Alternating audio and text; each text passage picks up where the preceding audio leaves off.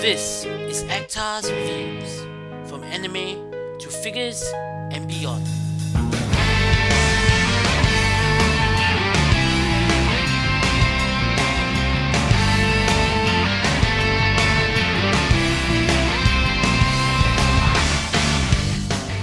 Hey, this is Actar and welcome to the final day of Digimon Adventure 02 Week. The final base set of this line and a character that did not get a toy form in the US line, it's Pegasusmon, created from the fusion of Patamon and the Digimental of Hope. The last base set is distinctly smaller than the others, still it does have the customary windowed display. On the sides of the box are the stats for Patamon and Pegasusmon. And on the back of the box we have pictures illustrating the transformation, showing off the other figures in the line, showing off the mix and match feature of the armor parts, and the bios of both Patamon and Pegasusmon with their partner Takeru. So let's open this up and take a look at the contents inside. Amongst all the base figures, Patamon is the most simple, mainly because he only has one transformation to contend with and his design is relatively streamlined. Actually, it's precisely because he's streamlined that the seams and peg holes are more noticeable than they could have been, especially the lines in front. Still, it's a good Patamon mode as far as Patamon toys go. Articulation wise, there's not much that can be said save for the fact that he has ball jointed wings and all four of his legs are on swivel joints. The armor pieces that come with this set that form the Digimental of Hope include Pegasusmon's hair, Pegasusmon's tail, its four legs, and the two sides of his chest armor. Speaking of the Digimental of Hope, let's put it together from these armor pieces. We first peg the rear legs into the chest pieces, peg the front legs together, the front legs then peg into the sides of the chest pieces. The other chest piece then closes everything up. Pegasusmon's tail pegs onto the back, and his hair pegs onto the top. And this makes one cohesive piece. The Digimental of Hope is unfortunately one of the more inaccurate of the eggs. Not only is it shaped wrongly, the legs protrude pretty obviously, and the logo is upside down, by being the right way up.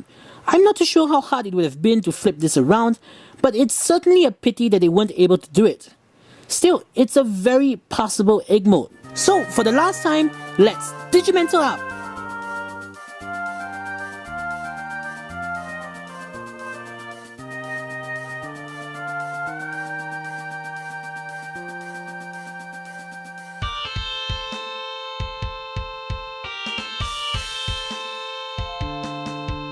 To get Patamon ready, we flip open his ears into Pegasusmon's wings,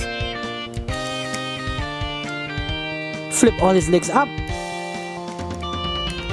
extend his waist, pull open this trapdoor that hides Pegasusmon's head, and flip that out, close the trapdoor behind it, and pull Pegasusmon's head up.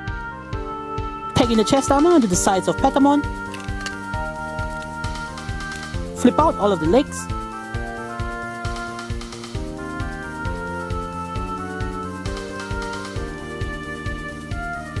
peg in all four of the legs, the tail pegs into the back, and finally the hair and ears peg into the neck.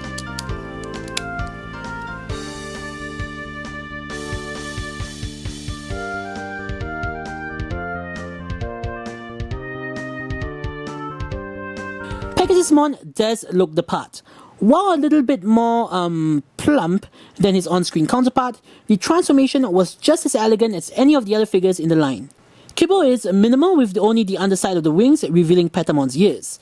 Everything folds in and hides away nicely, and all of the white markings are accurate, with each of the legs even having a tiny wing ornament.